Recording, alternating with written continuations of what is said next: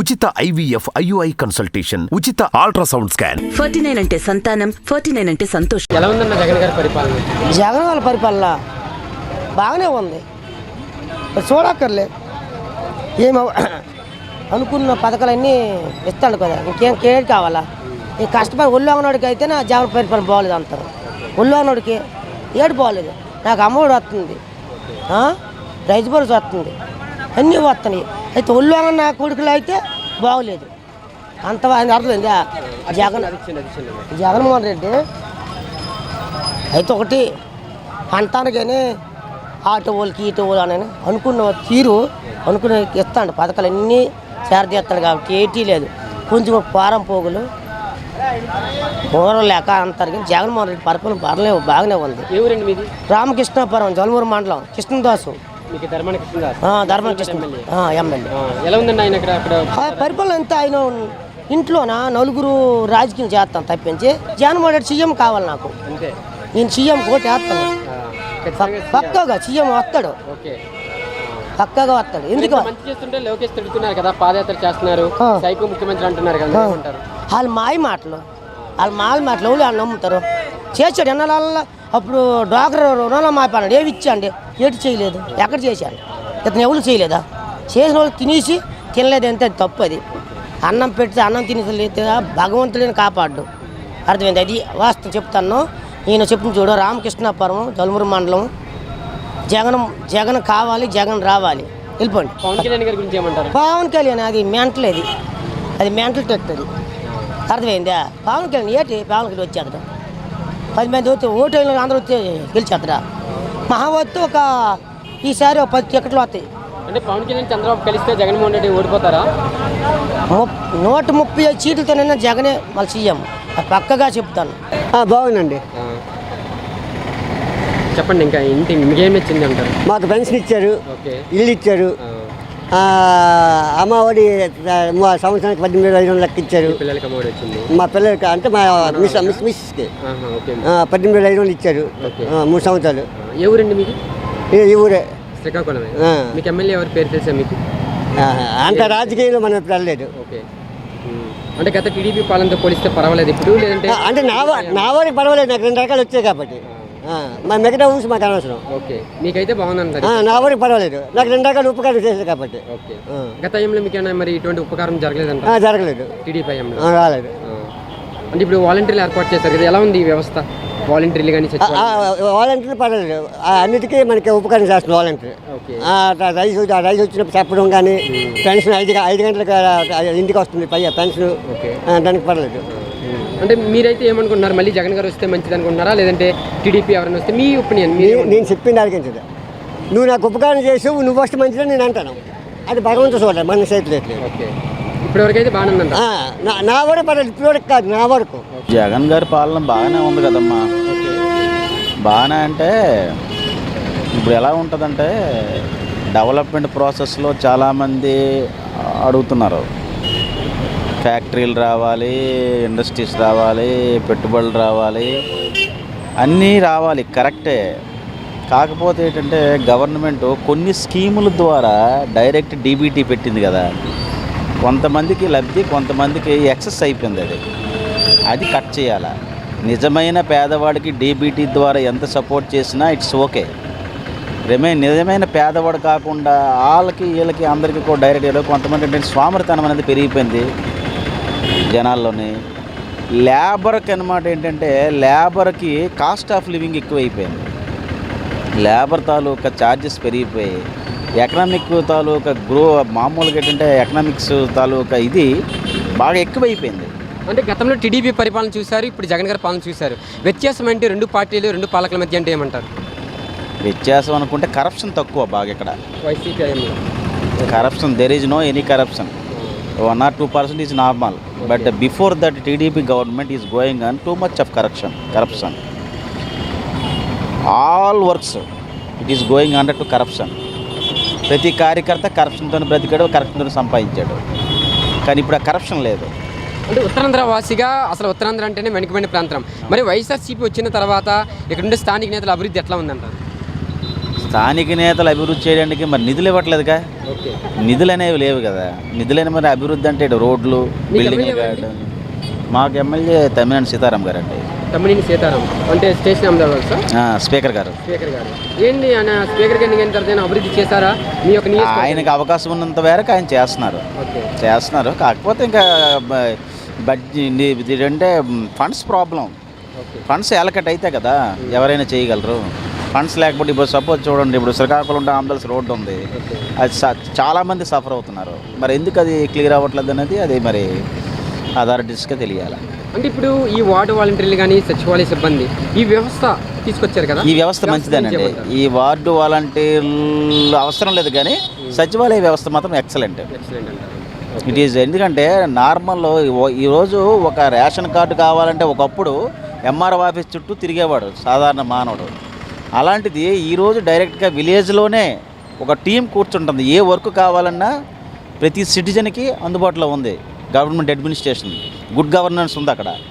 అదే ఒకప్పుడు ఎండిఓ ఎంఆర్ఎఫ్స్కి వెళ్ళిపోయి తిరిగి అక్కడ ఉన్నటువంటి రాజకీయ నాయకులు పట్టుకొని వాళ్ళకనమాట బాగా పాలిష్ చేసిన వ్యవస్థ ఒకసారి ఉండేది. ఇప్పుడు అది లేదు. ఏది కావాలి అందిస్తున్న ఈ యొక్క పెన్షన్ కూడా అంటే వాలంటీర్లు ఉండడం పెన్షన్ మరి ఇక్కడికి ఇది ఆపితే మంచిదండి. పెన్షన్ కూడా టూ మచ్ అయిపోతుంది, బాగా ఎక్కువ బడ్జెట్ అయిపోతుంది పెన్షన్. ఇప్పుడు ఏంటంటే ఒక యాక్చువల్గా 3000 ఇక్కడతో పెన్షన్ ఆపియాల. ఎందుకంటే మనకు ఉన్నటువంటి మన బైఫర్కేషన్ అయిపోయిన తర్వాత మన ఏపీ ఎకానమీ బాగా డిప్రిసియేట్కి వెళ్ళిపోయింది. కాబట్టి ఇక్కడ ఉన్నటువంటి ఈ అలొకేట్స్ అనేవి డైరెక్ట్ డీబీటీ తాలూకా ఇది అనేది తగ్గించాలి బాగా. అంటే ఎడ్యుకేషన్ సిస్టంలో ఎటువంటి మార్పులు తీసుకొచ్చారు? ఎడ్యుకేషన్ సిస్టంలో ఇప్పుడు నాడు నేడు స్కూల్స్ చేశారు కదా, అవి బాగానే ఉన్నాయి. మరి అక్కడ ఉన్నటువంటి విద్యా వ్యవస్థలో ఉన్నటువంటి క్షేత్రస్థాయిలో ఉన్నటువంటి టీచర్స్ ఎంతమంది ఉన్నారు, ఎంతమంది పిల్లలు ఉన్నారు, ఎందుకు స్కూల్స్లోనే ఆ పీపుల్స్ రేషియో తగ్గిపోతుంది, దాని మీద ఫోకస్ చేయాలి. ఇప్పుడు గోడలకు రంగులేసి సున్నాలేసి బిల్డింగ్లు కట్టి టైల్స్ తోటి అన్ని మార్పులు వేసి మొత్తం ఇన్ఫ్రాస్ట్రక్చర్ డెవలప్మెంట్ చేస్తారు. It's okay, 60-70% is good. Remaining what about 30%? అది చూడాలి. ఆ 30%కి వచ్చేసరికి ఏంటంటే పీపుల్స్ రేషియో పెరగాలంటే ఏం చేయాలి మీకు అర్థమైంది? పాదయాత్ర చేస్తున్నారు కదా, మరి లోకేష్ పాదయాత్ర గురించి ఉత్తరాంధ్ర వాసిగా పాదయాత్ర అనేది ఇది పొలిటికల్ స్టంట్ అండి. అప్పుడు జగన్ చేసినా, ఇప్పుడు చేసినా, శర్మిల చేసినా, లోకేష్ చేసినా, చంద్రబాబు నాయుడు చేసినా, వైఎస్ రాజశేఖర రెడ్డి చేసినా, ఏదైనా సరే వాళ్ళు పొలిటికల్ స్టంటే. రాజకీయంగా ఏంటంటే రేపు పొద్దున్న సామాన్య కార్యకర్త, సామాన్య ప్రజలు కలిసి మొత్తం ఏంటంటే ఆ జనాల్లోకి వెళ్తే మాకు ఫోకస్ పెరుగుతుంది చేయడం తెప్పించి, కానీ ఎవరు ఏ పాదయాత్ర చేసినా అనేది అది పెద్ద ఫోకస్ కాదు. కాకపోతే ఏంటంటే మనకున్నటువంటి ఏపీలో ఉన్నటువంటి ఏంటంటే పాదయాత్ర మీద అలాగా పాదయాత్ర చేసిన వాళ్ళందరికీ ఫెచ్చింగ్ అయ్యింది. మరి నెక్స్ట్ ఎలాగవుతుందో తెలియదు. మరి జనసేన పార్టీ గురించి ఏమంటారండి? జనసేనకి ఒక సరైన మోటో కుదరట్లేదు. సరైన మోటో అనేది వాళ్ళు తీసుకోలేకపోతున్నారు. ఎప్పుడూ వాళ్ళు ప్రజల్లోకి వచ్చి జనసేన సరైనటువంటి ఏంటది ఆ కార్యకర్తల అడ్మినిస్ట్రేషన్, వాళ్ళ మోటో, వాళ్ళ పాలసీ ఏమి చేయలేకపోతున్నారు. అసలు పాలసీ అనేది ప్రజల్లోకి వెళ్ళకపోతే ఎలాగ వాళ్ళు బిలీవ్ చేస్తారు ప్రజలు? చెప్పండి, ఏమంటారు?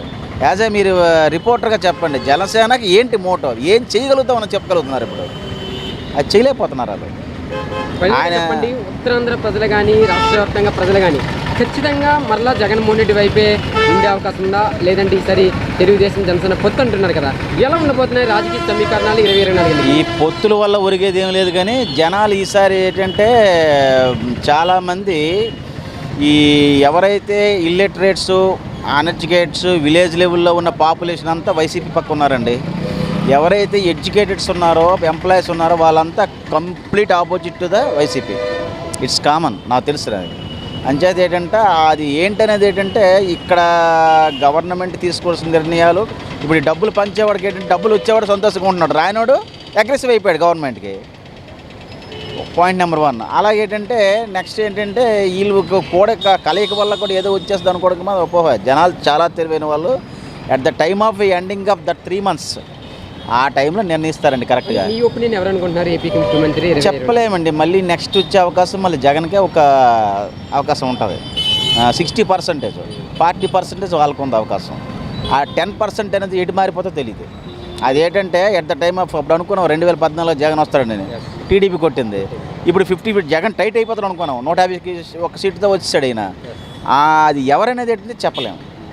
ఎందుకంటే కంపల్సరీగా vision the people is opposite to the YCP. అంటే ఏం చేయకుండానే 151 సీట్లు ఇచ్చారు. ఇప్పుడు ఇన్ని పథకాలు అందిస్తున్నాం కదా, 170 సీట్లు కూడా ఇచ్చే అవకాశం ఉన్నాయని అంటున్నారు. అవును, ఏం చేయకుండా అనుకోకూడదు. చాలామంది లిటరేట్స్, ఎంప్లాయీస్ గవర్నమెంట్కి చాలా సపోర్ట్ చేస్తారు వైసీపీకి. అందుకే అంత పిచ్చింగ్ వచ్చింది. ఈసారి కానీ సీట్లు రావు కదా. ఒకవేళ గెలిచినా, గవర్నమెంట్ ఫామ్ చేసినా కూడా అంత సీట్ల అవకాశం లేదు, ఛాన్సే లేదు. బాగానే ఉంది, బ్రహ్మాండంగా ఉంది. ఎక్కడండి మీరు? లోకలేనా? లోకలే. ఎవరండి? శ్రీకాకుళం. శ్రీకాకుళమే. ఎమ్మెల్యే గారు ఎవరు మీకు? నేను వేరే చోట నుంచి వచ్చాను, మాది ఊరు గుంటూరు జిల్లా. గుంటూరు జిల్లా. ఎలా ఉంది పరిపాలన అంటారు? పక్కన పక్కొచ్చింది. బాగానే ఉంది, బాగానే ఉంది అయ్యా. ఇప్పుడు పథకాలన్నీ అన్నీ ఇస్తున్నాడు కదా, పథకాలు ఇస్తున్నాడు కదా. మరి అమ్మఒడిని ఇస్తున్నాడు, మరి చదువుకునే వాళ్ళు ఎంకరేజ్ చేస్తున్నాడు కదా. పిల్లవాడి భవిష్యత్తు మారాలంటే చదువుకోవాలి కదా. చదువుకుంటే కంపల్సరీగా ఆ అవకాశాలను కల్పిస్తున్నాడు కాబట్టి. అంటే గత టీడీపీ పాలన చూశారు, ఇప్పుడు జగన్ పాలన చూశారు. వ్యత్యాసం ఏంటి ఇరు పాలకుల మధ్య అంటే ఏమంటారండి? వ్యత్యాసం అంటే గత ప్రభుత్వం అంటే ఆయన కూడా బాగానే చేశాడు కాదంట్లా. ఇది కొంతమందికి ఇప్పుడు చంద్రబాబు నాయుడు పరిపాలన అవ్వచ్చు, ఇటు జగన్ పరిపాలన అవ్వచ్చు, ఎవరైనా కొంతమందికి అందరికి నచ్చాల్సిన అవసరం లేదు కదా. కొంతమందికి వ్యతిరేకంగా ఉండొచ్చు, కొంతమందికి అనుకూలంగా ఉండొచ్చు. దానిలో భాగంగా ఏంటంటే జగన్ పరిపాలనే మాకు బాగుంది అనిపిస్తుంది అయ్యా. ఎందుకంటే ఈ పథకాలు ప్రతి ఒక్కరికి అందుతున్నాయి అంటారా? ఈ నవరత్న పథకాలు అందుతున్నాయి. ఇప్పుడు ఆరోగ్యశ్రీ అని అది మామూలు పథకం కాదు కదా. ఇప్పుడు సామాన్యుడు హాస్పిటల్కి వెళ్ళి వైద్యం చేయించుకోలేని కూడా ఉన్నారు కదా, వాళ్ళకి ఇది మంచి అవకాశం కదా. అది ఇక్కడ స్థానిక ఎమ్మెల్యే పనితీరాలి. మీది గుంటూరు అంటే మనకు తెలియదు. గుంటూరు ఎమ్మెల్యే ఎవరు మీకు? నర్సరావుపేట గోపిరెడ్డి శ్రీనివాస్ గారని. గోపిరెడ్డి శ్రీనివాస్ రెడ్డి. పర్వాలేదండి అక్కడ ఆయన? పర్లేదు, గడపడ తిరుగుతున్నారు, మంచి రెస్పాన్స్ వస్తుంది. మళ్ళీ జగనన్న వచ్చే అవకాశం ఉందంటారా, లేదంటే టీడీపీ జనసేన? వస్తుంది, జగనన్న పరిపాలన వస్తుంది. మాకు కూడా నమ్మకం ఉంది, వస్తుందని నమ్మకం ఉంది మాకు కూడా. జగన్ గారి పాలన మీ ఒపీనియన్ అండి? 2 మాటలు చెప్పండి, పథకాలు అందుతున్నాయా లేదా? అన్నీ చక్కగా బాగానే ఉన్నాయి.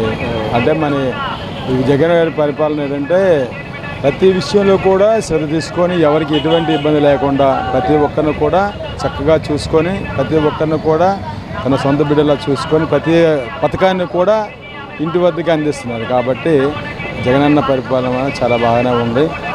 ఆ తర్వాత ప్రజలందరూ కూడా దాని ఇష్టం. ఎవరన్నా? అది పాలకొండ విశ్వాసరాయ్ కళావతి మీకు ఎమ్మెల్యే? ఎమ్మెల్యే కళావతి గారు. ఎలా ఉందండి అక్కడ? అక్కడ బాగానే ఉంది. పనిపాట్లన్నీ కూడా చక్కగా ఉన్నాయి. ఎటువంటి ఇబ్బంది లేకుండా అన్నీ కూడా అందరికీ అందుబాటులో ఉన్న అన్ని పథకాలు కూడా అన్నీ కూడా అందిస్తున్నారు.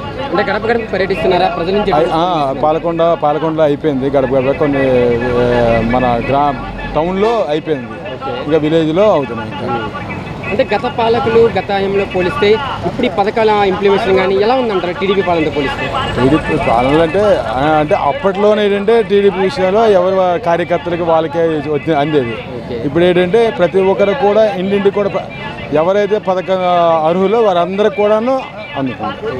అంటే పాలకొండలో ఈసారి విశ్వాసరాయ్ కళావతి గెలిచే అవకాశం ఉన్నాయంటారా? ఇంకెవరైనా 100% ఆమెకి అవకాశం. సీటు కంపల్సరీగా జగన్ గారు ఇస్తే తప్పనిసరి. అంటే ప్రజలకు అందుబాటులో ఉండే వ్యక్తి ఎమ్మెల్యే గారు అందుబాటులో ఉంటుంది. అందరికి కూడాను ప్రతి ఒక్కరిని కూడా అందుబాటులో ఉండి అందరిని కూడా చక్కగా చూసుకుంటున్నారు. మరి ఇంత అభివృద్ధి చేస్తుంటే లోకేష్ కానీ చంద్రబాబు కానీ విమర్శిస్తున్నారు కదా, ఈ పరిపాలనలో ప్రజలకు ఎటువంటి మంచి జరగట్లేదు ఏమంటారు మరి? అంటే విమర్శిస్తారంటే ఒక్కొక్కరు ఒక విధంగా ఉంటాయి వాళ్ళ మనస్తత్వాలు. ఎవరిని కూడా కించపడడానికి ఉండదు, ఎవరిని కూడా ఇబ్బంది పెట్టడానికి ఉండదు. ఎందుకంటే ప్రతి ఒక్కరు కూడా తన పని తాను చేయాలనేసి శ్రద్ధతో ఉంటారు. ప్రతి ఒక్క పని కూడా నా వంతు నేను పని చేయాలని ఆశ ప్రతి ఒక్కరు కూడా. అంటే ఇప్పుడు జగన్ గారి పరిపాలనలో ముఖ్యంగా పేదవాళ్ళందరూ మంచిగా ఉన్నారంటారా? ఇంచుమించు అంటే అన్ని పథకాలు కూడా చక్కగా ఉంటున్నాయి. ఎవరికి కూడా ఎటువంటి ఇబ్బంది లేకుండా ప్రతి ఒక్కరికి కూడా ఆయన పథకం అందుతుంది 100%. ఎందుకంటే అమ్మఒడి, ఆసరా, చేయూత, తర్వాత మరి రైతు భరోసా, మరి పక్క చెల్లికి అందరూ కూడా ప్రతి ఒక్కరు కూడాను తన వంతు సాయం అందిస్తున్నారు. అంటే మళ్ళీ ముఖ్యమంత్రిగా జగన్ గారు వచ్చే అవకాశం కనిపిస్తున్నాయి అంటారు. ఎలా ఉండబోతుంది ఇప్పుడున్న పరిస్థితిలో? అంటే ప్రతి ఒక్కరు కూడాను కొన్ని విమర్శలు ఉన్నా సరే మరి ప్రజలు ముగ్గుగా పేద ప్రజలందరూ కూడా జగన్ని ఎక్కువగా చూసుకునే అవకాశం ఉంది. వ్యాపారం పరంగా అయితే పర్లేదండి, బాగానే ఉంది జగన్ తరపున. కాకపోతే ఈ మందు వల్లే కొద్దిగా ఇబ్బంది పడుతున్నాం అంతేగాని జనాలు ఇంకేటి లేదు, బాగానే ఉంది. జగన్ బాగానే అయితే వస్తున్నారు. అది అన్నింటిలో పర్లేదు, పథకాలు అవి బాగానే ఉన్నాయి. ఇంటికి రైస్ వచ్చేస్తుంది, తర్వాత ఏంటి పింఛన్ కూడా ఇంటికి వచ్చేస్తుంది డైరెక్ట్గా. వాలంటీర్లు కూడా బాగానే పెట్టాడు, ఏంటి వాళ్ళకి కొద్దిగా పని ఇచ్చినట్టు చేశాడు, అంతా బాగానే ఉంది. జగన్ పర్లేదు, నెక్స్ట్ మళ్ళీ జగన్ రావాలని కోరుకుంటున్నాం. మీ ఎమ్మెల్యే గారు ఎవరు సార్? ఎలా ఉంది ఆయన పనితీరు ఇక్కడ? ప్రజెంట్ అయితే ఇప్పుడు వైజాగ్ మాది, ఇక్కడికి వస్తాం మనం ఎక్కడ ఇంటికి, అందుకని 18 మాకు తెలియదు, అందుకని. పర్వాలేదా జగన్ గారి పరిపాలన? పర్లేదండి. టీడీపీ వాళ్ళతో పోలిస్తే టీడీపీ అంటే అండి రోడ్డు మా బళ్ళు వ్యాపార పరంగా టీడీపీ చూడడం అండి, వ్యాపారాన్ని బతకడం కూడా. అది ఏమంటే నీకు రోడ్డు మీద వ్యాపారస్తుంది చూడడం కూడా మెయిన్ ఏంటి వెనకనే బిల్డింగే చూస్తాడు. జగన్ ఇప్పుడు చంద్రబాబు పరిపాలన నెలకొంటుందంటే అండి రోడ్డు ముందు వ్యాపారస్తులు పేదవాడు బతకడం కష్టం. అంటే ఇప్పుడు పథకాలు అందిస్తున్నారు కదా, ఈ పథకాల ఇంప్లిమెంటేషన్ ఎలా ఉంది? అంటే పథకాలు బట్టి బాగానే ఉందండి, ఇప్పుడు అన్నింటికి పథకాలు బాగానే ఉన్నాయి. ఇప్పుడు అమ్మఒడి వస్తున్నాడు, అన్నీ బాగానే ఉన్నాయి కదా, అందుకనేసి. పవన్ కళ్యాణ్ ఏమైనా ప్రభావం చూపే అవకాశం? పవన్ కళ్యాణ్ అంటే ఇంకా కష్టం. మరి లోకేష్ పాదయాత్ర చేస్తున్నారు కదా, దానిపైన మీ ఒపీనియన్ ఏంటి? లోకేష్ కుందని మనకు అంతే కదా తెలియదు. అంటే మరి ఖచ్చితంగా మళ్ళీ జగన్ గారు వచ్చే అవకాశాలు కనిపిస్తున్నాయా లేదా? పక్కగా జగనే వస్తారండి. బాగానే ఉంది బ్రదర్. పథకాలన్నీ అందుతున్నాయి అంటారా? ఎట్లా ఉంది ఇంప్లిమెంటేషన్? అందుతున్నంటే అర్హులకి అందుతున్నాయి, ఓకే. అర్హత లేని వారికి అందదు కదా, ఎక్కడైనా అది ఉన్నదే కదా. అంటే గత పాలనతో పోలిస్తే ఇప్పుడు పరిపాలన గురించి ఏమంటారు మీరు? గత పాలనకి దీనికైతే వేరియేషన్ ఉంది, వేరియేషన్ అయితే ఉంది. అంటే గడప గడప కార్యక్రమం స్వీకారం చెప్పారు కదా, ఎట్లా ఉంది ఏంటి అసలు ఈ కార్యక్రమం గురించి? బాగానే ఉందండి, ఎందుకంటే అధికారులతో పని చేయించుకోవడం అనేది ఓకే. ప్రజలకు కావాల్సింది అదే కదా. ఎవరైనా అధికారుల నుంచి కోరుకునేది ఏంటి? ప్రజల వద్దకి పరిపాలన అంటే ఇంటికి వచ్చి ఎలా ఉన్నది పరిస్థితి అడిగి తెలుసుకోవడం అనేది ఇంపార్టెంట్ అనమాట. బాగానే ఉంది. మీ స్థానిక ఎమ్మెల్యే ఎవరండి ఇక్కడ? గొర్రెల కిరణ్ కుమార్ గారు అండి. ఇచ్చారులా మీకు? ఇచ్చారు నియోజకవర్గం. ఎలా ఉందండి అక్కడ? అందుబాటులో ఉంటున్నారా ఆయన మీకు?